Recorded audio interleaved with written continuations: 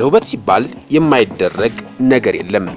አንዳንድ ሰው በተፈጥሮ የተሰጠውን ውበት ተንከባክቦና አሳምሮ መጠቀም ሲፈልግ፣ ሌላው ደግሞ ተጨማሪ ወይም ሰው ሰራሽ መጠቀሚያዎችን በመጨመር ለመዋብ ጥረት ሲያደርግ እናያለን። ሰው ሰራሽ መዋቢያን በመጨመር ከምንጠቀምባቸው የተፈጥሮ ጸጋዎቻችን አንዱ ደግሞ ጸጉር ነው። ጸጉር ላይ እየተጨመሩ በሹሩባ መልክ የሚሰሩ ዊጎች የሚሰፉና ሌሎች ሰው ሰራሽ ዊጎችን በመጨመር ማሳመር ይቻላል።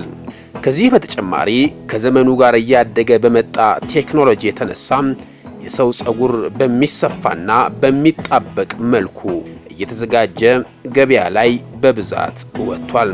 በአብዛኛው ከኤሲያ አህጉር የሚመጣው የሰው ጸጉር ሂውማን ሄር ችግረኛ ሰዎች እንደ መተዳደሪያ የሚሸጡት መሆኑን ነው የሚነገረው።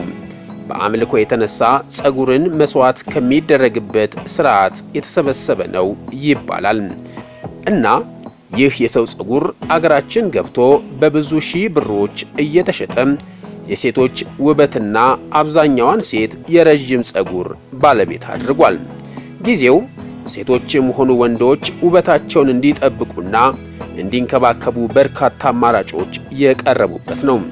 አሁን ላይ በተለያዩ መንገድ ተዘጋጅተው ለገበያ የቀረቡ ሰው ሰራሽ መዋቢያዎች ተቀባይነት ማግኘት ችለዋል።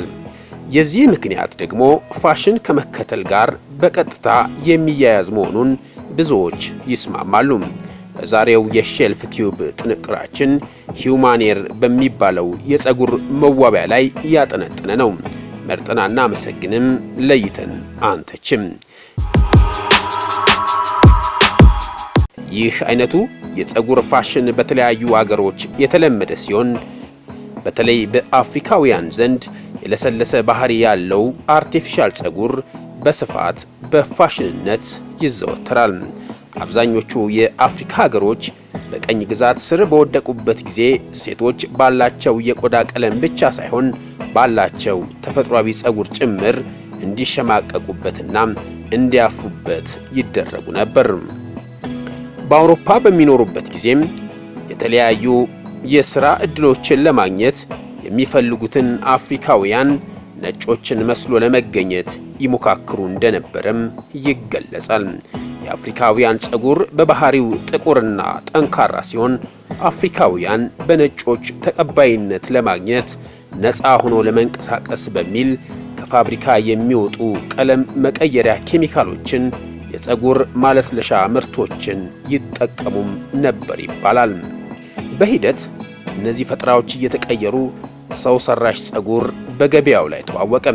ጥቁር እንስቶችም በጸጉራቸው ምክንያት ከሚደርስባቸው መገለል ለመዳን ምርቶቹን ከመጠቀም ባለፈም እንደ አውሮፓውያን አቆጣጠር በ1980ዎቹ ጥቁሮች ባስነሱት አመጽ በራሳቸው ጸጉር የመኩራትና የመዋብ መብታቸውን ማስከበር ችለዋል። ከነዚህ የተለያዩ ኬሚካሎችና ሰው ሰራሽ ምርቶች ራሳቸውን ማላቀቅ የቻሉበትም ሁኔታ እንዳለም መረጃዎች ይጠቁማሉ። ይህ በየጊዜው የሚተዋወቀው ሰው ሰራሽ የጸጉር ምርት በፋሽን ኢንዱስትሪ ውስጥ ገብቶ አሁን ሰዎች ለመዋብ ይጠቀሙበታል። ከእነዚህ ሰው ሰራሽ ጸጉሮች አንዱ ሂውማን ሄር የሚባለው ነው። ይህ ሙሉ በሙሉ ከሰው ጸጉር የሚመረት ሲሆን ከተለያዩ ግብአቶች በፋብሪካ ሂደት ውስጥ አልፈው የሚወጡ ሲንቴቲክ ተብለው የሚታወቁ ተመሳሳይ ጸጉሮችም አሉ።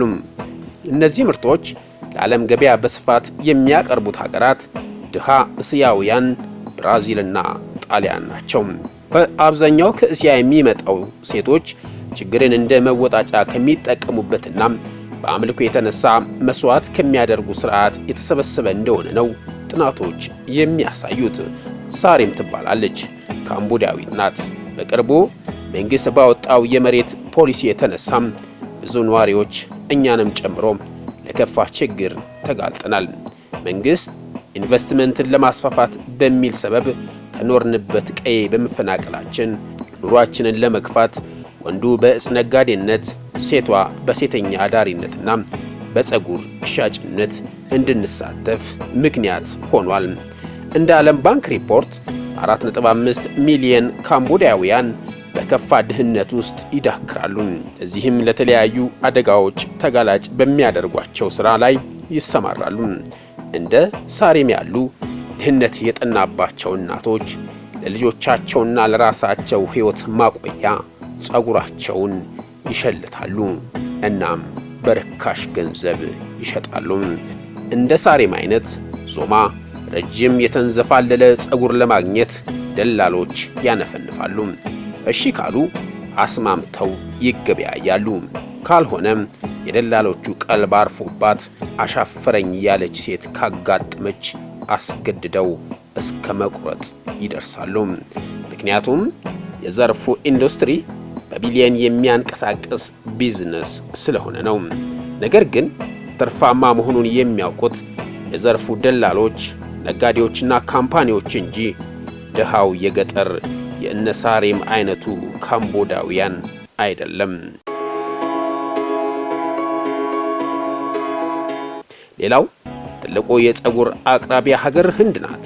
በየዓመቱ በሺዎች የሚቆጠሩ ሴቶች ለፈጣሪያቸው ሲሉ ፀጉራቸውን ይቆረጣሉ። ለአምላካቸው ያላቸውን ፍቅርና ታማኝነት ለማሳየት እንደ መባ ፀጉራቸውን ያቀርባሉ። በዚህም ለቤተ መቅደሱ የተደላደለ ገቢ ምንጭ ይፈጥራሉ። በቀላሉ ቋንቋ አማኞች ፀጉራቸውን ለቤተ መቅደሱ በነፃ ያቀርባሉ ማለት ነው።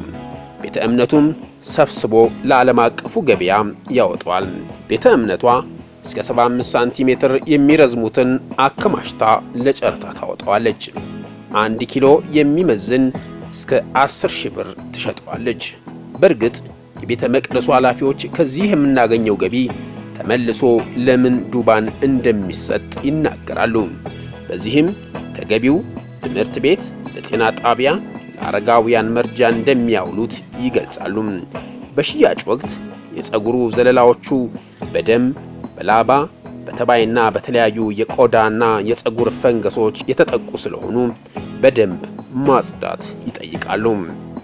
ሌላው ፀጉር ለፀጉር ቤት ከማበጠሪያ ተፈልጎ የሚጣለውን በመሰብሰብና በማቅረብ የሚተዳደሩ ሰዎችም አሉ። ህንድ እንደ አውሮፓውያን አቆጣጠር በ2022 $139 ሚሊዮን ገቢ ያገኘች ስትሆን ከፍተኛ ፀጉር የምትሸምተው ድሃዋና በእርስ በርስ ጦርነት የምትታመሰው ማይናማር ስትሆን በ2022 ለዓለም ገበያ ከቀረበው 28 በመቶውን ፀጉር በ17 ሚሊዮን ዶላር ገዝታለች። በ2028 ወደ 19.12 ቢሊዮን ዶላር በላይ በዚህ ዘርፍ ሊዘዋወርበት እንደሚችል ይጠበቃል። በምዕራብ ቻይና ግዛት ዢንጂንግ ውስጥ ዊግርስ በሚባል ማህበረሰብ ይሰናዳል። እንደ ሰብአዊ መብት ተቋማት 1 ሚሊዮን ዊገርሶች በዚህ ኢንዱስትሪ ውስጥ በጉልበት ሥራ ተሰማርተዋል።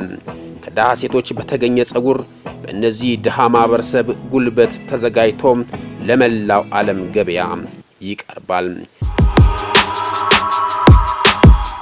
የሰው ፀጉር እንደፈለጉት አይነት ቀለም መቀባትም ሆነ ስታይል ማድረግ ይቻላል። በየቀኑ የሚጠቀሙ እስከ 1 ዓመት የሚያገለግል ሲሆን በፕሮግራም ከሆነ ለዓመታት ያገለግላል። መንግስት በውጭ ምንዛሬ እጥረት የተነሳ እየየም ሲደላ ነው ብሎ በህጋዊ መንገድ ማስገባትን ተከትሎ አሁን ላይ የሚገቡት በኮንትሮባንድ መንገድ ሆኗል። ይህም ዋጋውን አንሮታል። አሁን ላይ እስከ 80,000 ብር በመሸጥ ላይ ይገኛል። ይህን የለመዱ እንስቶች የባዶነት ስሜት የሚፈጥር እና በራስ መተማመናቸውን አሳጥቷል። ከዚህ ባለፈም ራሷን በሰው ፀጉር ያስለመደች ሴት ያለ እሷ የራሷን ፊት ቅርጽ ማየትና መቀበል ያቅታታል።